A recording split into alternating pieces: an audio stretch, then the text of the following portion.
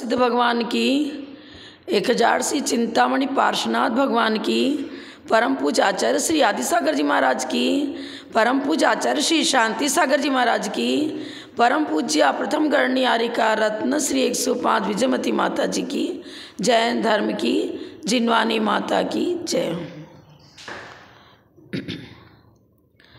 श्री आदि सूर्य कुल दीपिका गणनी प्रथम महान महावीर कीर्ति गुरुदेव की प्रतिमूर्ति समय आप, निष्कलंक हर गुण अमल निरतिचार व्रतपाल, धर्म ध्वजा गणनी प्रथम, नमो तुम्हें हर श्वास, नमो तुम्हें हर श्वास।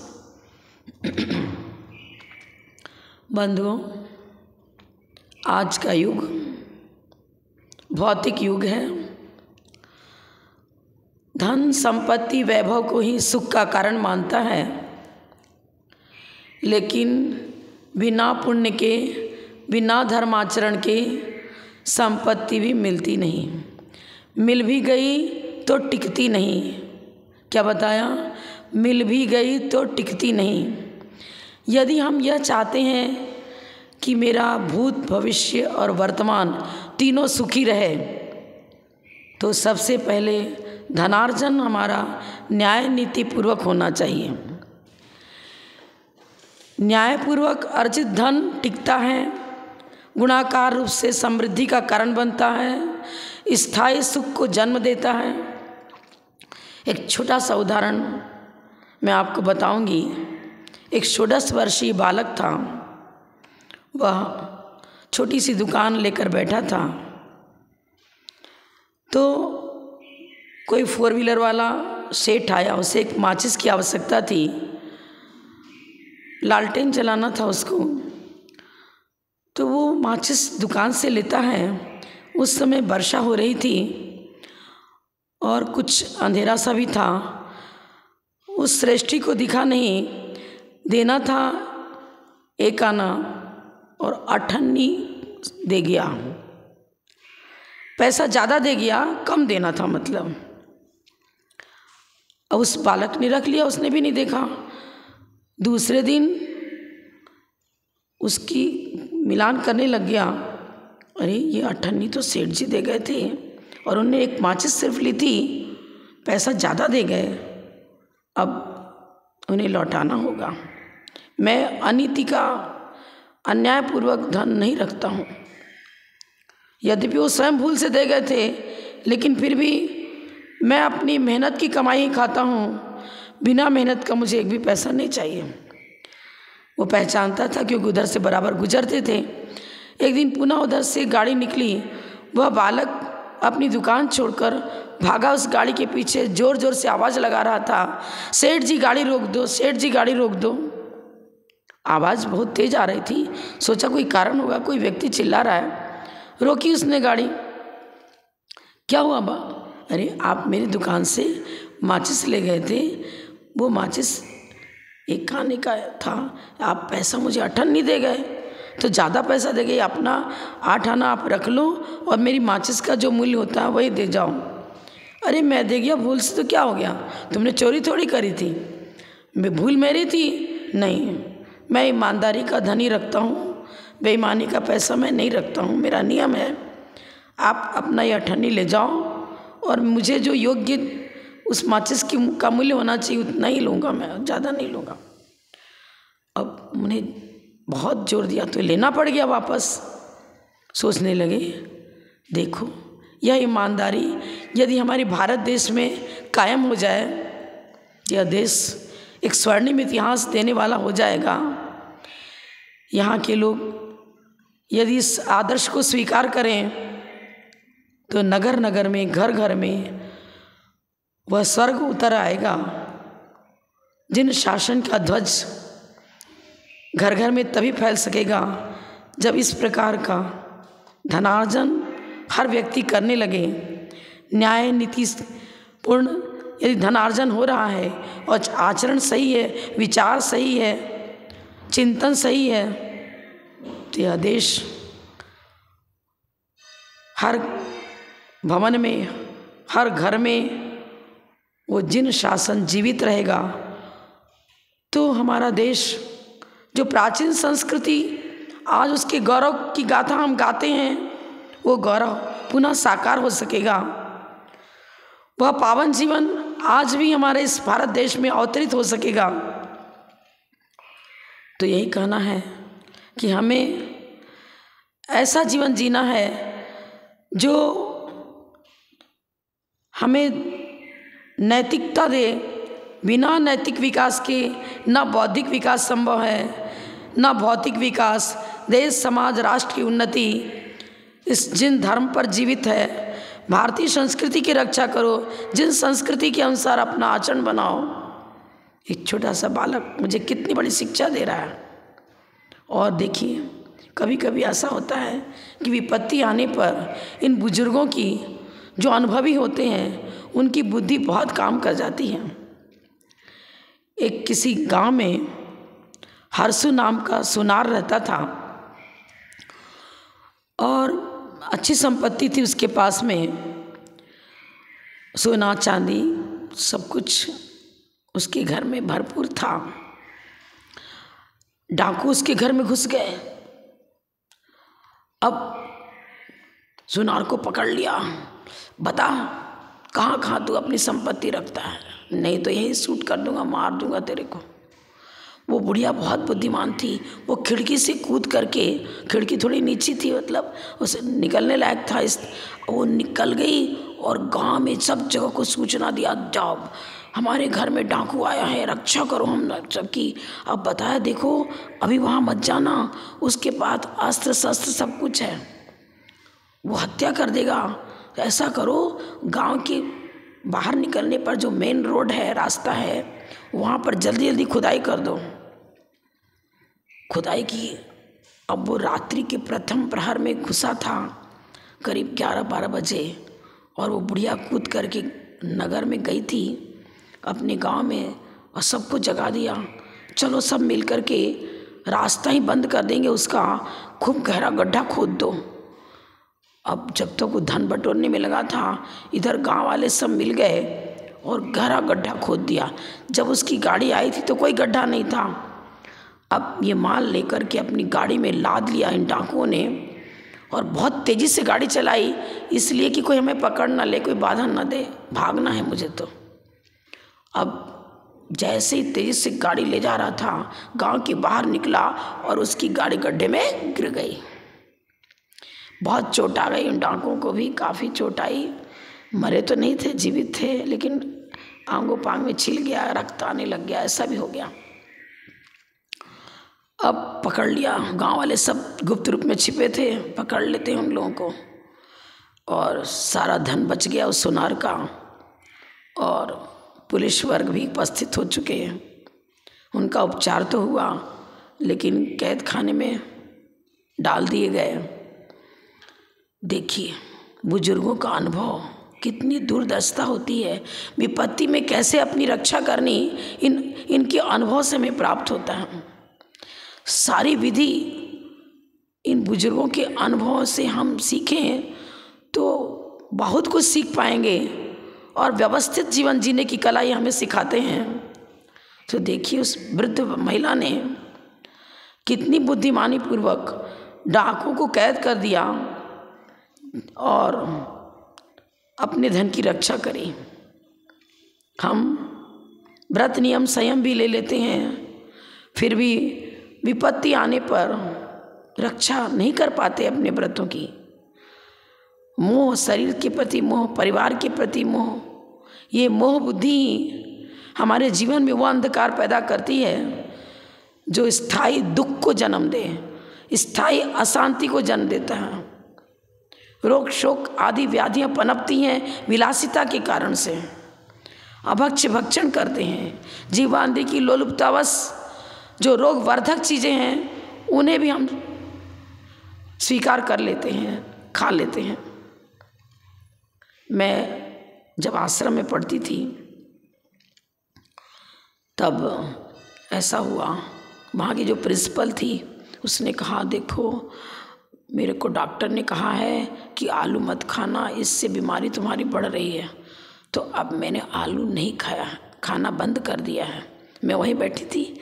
देखो, हम लोग कहते थे कि आलू में अनंत जीव हैं और आप इसको ना खाया करो, इससे स्वास्थ्य भी हानि होती है और धर्म की दृष्टि से भी बहुत लाभदायक है, अभक्ष भक्षण नहीं करना चाहिए। तब तो आप हमारी बात नहीं मानते थे, अब डॉक्टर ने कह दिया तो मान रहे। क्यों? शारीरिक स्वास्थ्य चाहिए ना। धर्म रक्षण सिर्फ क्या है, जितनी नियमावली है जैन शासन में, वो धर्म की रक्षा भी करती है, साथ से पुण्यार्जन होता है। अब जब साथ से पुण्यार्जन होगा तो असाता का बंध नहीं होगा, असाता का बंध नहीं होगा तो रोग भी नहीं आएगा। आलू, मूली, गाजर, शकरकंदी सब असाता के बंध का कारण है। डॉक्टर कहता है ये चीज़ मत खाओ, तब तो आप सब मान लेते हो, मानना पड़ता है। लेकिन गुरु कहते हैं, दिगंबर साधु कहते हैं तो नहीं स्वीकार करने, मुझे तो खाना ही पड़ता है, मेरा नहीं बन सकता, मानते नहीं। गुरुओं की बात, वो अमृत पिलाती है हमें, गुरुजन हमें अमृत पिलाते हैं, उसे अवश्य स्वीकार करना चाहिए। उन आदर्शों का पालन करने से, उन नियमावली को हम यदि स्वीकार करेंगे तो हमारा त्रैकालिक जीवन सुखी और संपन्न भी बनता है। देखिए, मैं आपको एक संस्मरण सुनाऊंगी। गणनियार का विजयमती माता जी, जब उन्होंने दीक्षा नहीं ली थी, आश्रम में शिक्षिका थी, तब क्या हुआ, वो एक लड़की को व्यंतर बाधा हो गई। अब उसके माता पिता तो कहीं दूसरी जगह रहते थे, अब माता जी को सब मतलब सरस्वती बाई को संभालना था। जो हॉस्टल था उसमें बहुत सारी लड़कियां पढ़ती थी, उनकी देखभाल करने का काम इनको ही दिया गया था। अब वो क्या करती, ऊंचे पेड़ पर चढ़ जाती और कहती थी यहीं से कूदूंगी मैं, तो बहुत उपद्रव करती थी। सीधा जो ताड़ का वृक्ष होता है ना, ऊपर चढ़ गई और कहती मैं इस पर कूदूंगी। बहुत परेशानी में पड़ गए सब लोग, समझाते क्या समझे, व्यंतर बाधा से ग्रसित है, वो तो उल्टा सीधा काम करती रहती थी। एक दिन माता जी के समझ में आया कि नहीं, इसको ऋषि मंडल यंत्र के माध्यम से हमें स्वस्थ बनाना पड़ेगा।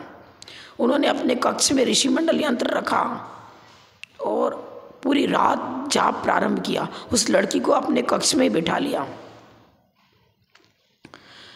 ये लगातार व्यथित नहीं करते, अचानक जब उनका प्रकोप रहा उतने काल तक वो बालिका अस्त व्यस्त हो जाती थी।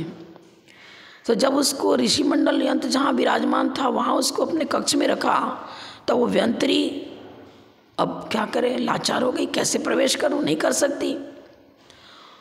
जाप चल रहा था, वो परिक्रमा लगा रही थी व्यंतरी और बार बार दरवाज़ा खटखटाती, खोलो खोलो खोलो। लेकिन माता जी तो अपने जाप में मग्न थी। कई दिनों तक ऐसा ही रहा और जाप चलता रहा। ऋषि मंडल यंत्र जहाँ विराजमान था वहीं उस बालिका को रखा माता जी ने लगातार। क्या हुआ, 10-15 दिन निकल गए, जाप निरंतर चलता रहा। जब वो व्यंतरी हार गई और क्षमा मांग करके गई, मुझे अब आप पीड़ित मत करो अपने जाप से, आप जैसे से जाप करते हो मुझे बहुत पीड़ा आती है, मेरी रक्षा करो आप, मैं इस बालिका को अब नहीं सताऊंगी, पर आप की जाप से मेरे को ये पता चल गया किसी को दुख नहीं देना चाहिए। मैं आपकी जप से प्रभावित हूँ, पश्चाताप की भूमिका में पहुँच चुकी हूँ। मैं अब जिन शासन के अनुसार कार्य करूँगी, कभी किसी को पीड़ा नहीं पहुँचाऊँगी। और वह व्यंतरी क्षमा याचना करके चली गई और वह बालिका बिल्कुल स्वस्थ हो गई। उसे किसी प्रकार की कोई तकलीफ जो बराबर इससे होती थी वो कोई तकलीफ नहीं, पूर्ण स्वस्थ जीवन उसका हो गया। देखिए, जैन धर्म में अटूट शक्ति है। नवोकार मंत्र के बल से क्या हुआ था, जब सीता की अग्नि परीक्षा हुई तो वो काल सर करके सीता महारानी ने ये चैलेंज दिया कि यदि मेरा शील बिल्कुल निर्मल है, 9 कोटि से मैंने कभी किसी पर कुदृष्टि नहीं डाली है, तो हे अग्नि, हे अग्नि देवता, तुम मुझे नहीं जला सकते। आह्वान किया था उस क्षेत्र का, अग्निदेव का आह्वान किया था। शीलवती नारी थी, निर्दोष चर्या थी, निर्दोष उसके सारे आचरण थे, निर्मलता ही निर्मलता उनके जीवन में थी। वहाँ क्या हुआ, क्या चमत्कार हुआ। सीता का अतिशय पुण्य ऐसा हुआ कि सौधर्मेंद्र महेंद्र उद्यान में किसी मुनिराज को केवल ज्ञान हुआ था, दल बल सहित जा रहा था, लेकिन उसी मार्ग से निकला। उसका पुण्य सीता महारानी का। देखा, इतना बड़ा अग्निकुंड कभी नहीं देखा। अरे ये तो शीलवती नारी पर उपसर्ग हो रहा है, भयंकर, ये तो कार्य बहुत गलत हो रहा है। और किसी अपने अनुचर देव को आज्ञा दी, तुम यहीं स्थगित रहो, मुझे तो जाना ही पड़ेगा केवल ज्ञान महोत्सव मनाने के लिए, तो आप इस शीलवती रानी की रक्षा करना। नमोकार मंत्र पढ़कर का अवसर किया। और सीता महारानी जब अग्निकुंड में कूदने वाली थी, तत्काल क्या हुआ, वो अग्नि का सुंदर सरोवर बन गया। देखिए, पुण्य का प्रभाव इतना होता है कि देवों को भी खींच कर ले आया वो। उसी समय देव क्यों आए जब अग्नि में कूदना था, तब पुण्य वर्गणाएं। और अग्नि का सरोवर ही नहीं हुआ, सिंहासन बन गया। और सीता महारानी जब अग्नि पर कूदी तो उनको सिंहासन पर विराजमान हो गई। चारों तरफ सुंदर सरोवर, कमल खिल रहे हैं, जय जयकार होने लग गई।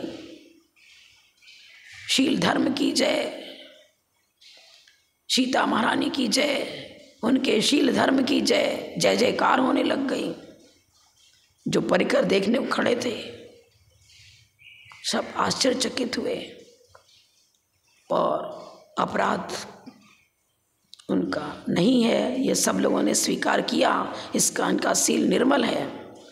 अब रामचंद्र खुद क्षमा मांगते हैं कि मैंने बहुत गलत किया है, आप मुझे क्षमा करें, अब घर चलें। नहीं, अब तो मैं आर्य का दीक्षा लेकर के आत्मकल्याण में लगूंगी। संसार कैसा है सब कुछ देख लिया। और दीक्षित हो जाती हैं, कठोर तप करती हैं। मांगी तुंगी में उनकी, हम लोग गए थे क्षेत्र में, वहाँ उनके सीता के चरण बने हुए हैं। 60 उपवास किया उन्होंने सल्लेखना के लिए। निर्जल 60 उपवास पूर्वक इस पार्थिव शरीर का त्याग किया, उत्तम समाधि पूर्वक शरीर को छोड़ा। और 16वें सर्ग में देव हुई, वहाँ से आकर ये मनुष्य भाव धारण कर तप करेंगी और मोक्ष जाएंगी।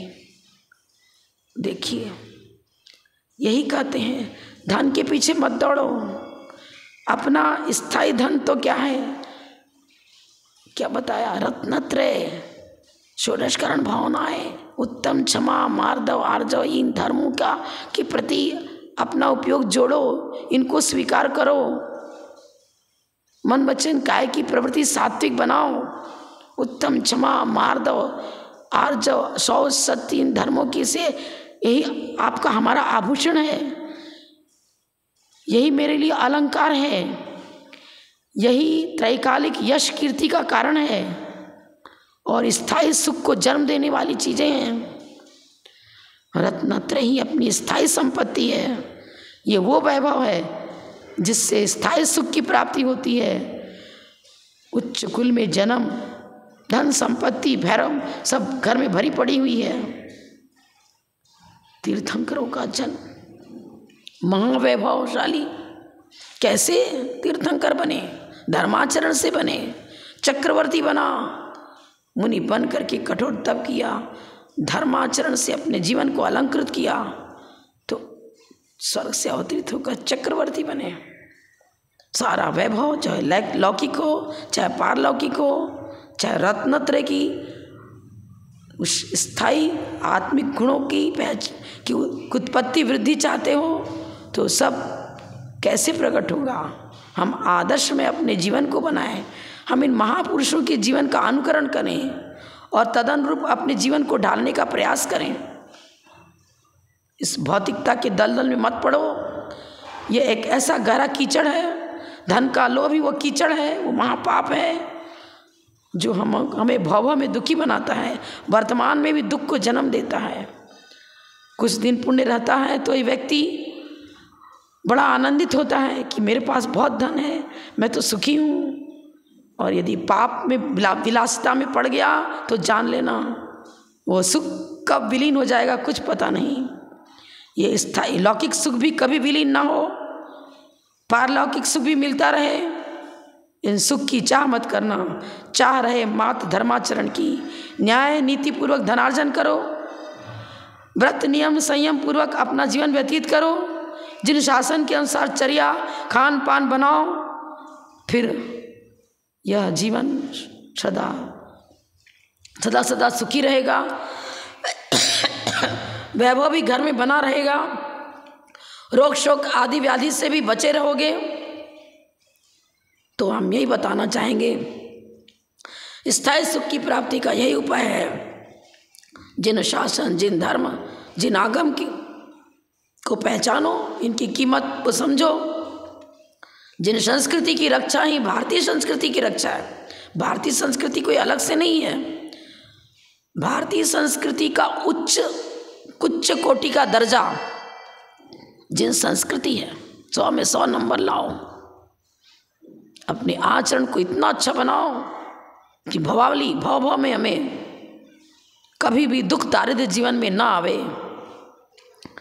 जिन शासन, जिन धर्म यदि इस भारत देश में पुनः साकार हुआ तो पुनः दूध की गंगा बहेगी। अतिवृष्टि, अनावृष्टि, रोग शोक आदि व्याधि सबसे बचने का एकमात्र उपाय यही है कि घर घर में जिन शासन आना चाहिए, जिन धर्म आना चाहिए। तो आज जो स्थितियां हो रही हैं, आज शादी हुई कल तलाक हो गया, घर घर में कलह, धन वैभव को लेकर, संपत्ति को लेकर, वह कलह भी मिट जाएगा, अशांति समाप्त हो जाएगी, सुख शांति का साम्राज्य घर घर में, नगर नगर में, डगर डगर में रहेगा। और यह देश उस गौरव को प्राप्त करेगा जिस गौरव गाथा को हम आज गाते हैं, महापुरुषों के जीवन को पढ़ते हैं, तीर्थंकरों का पावन जीवन पढ़कर आनंदित होते हैं। लेकिन उसको लाने का प्रयास करो, आचरण में लाओ, तभी यह देश समुन्नत हो सकेगा। राष्ट्र और देश की उन्नति भी जिन शासन से ही संभव है, अन्य प्रकार से संभव नहीं है। इतना ही कहकर मैं विराम लेती हूँ। जब बोलो परम पूज्य प्रथम गणनियारी का रत्न श्री 105 विजयमती माता जी की जय। जय धर्म की जय।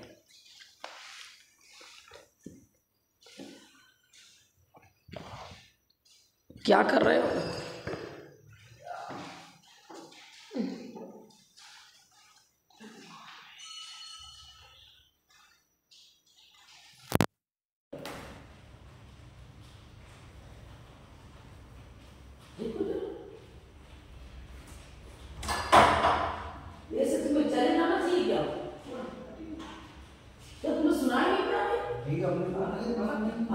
आवाज भी लगा, तुम भी सुनाई